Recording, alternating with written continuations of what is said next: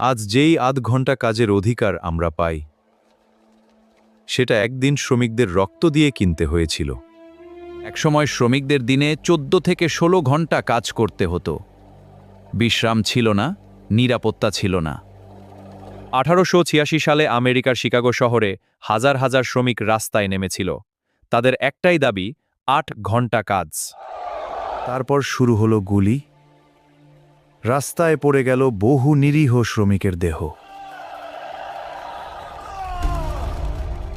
সেই রক্তাক্ত আন্দোলনের স্মৃতিতেই জন্ম নেয় আন্তর্জাতিক শ্রমিক দিবস, 1 মে।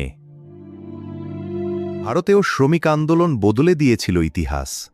কলকাতার জুট মিল থেকে শুরু হয়েছিল প্রতিবাদের আগুন। আজও পৃথিবীর বহু শ্রমিক কম মজুরি আর কঠিন জীবনের সঙ্গে লড়াই করে বেঁচে আছে।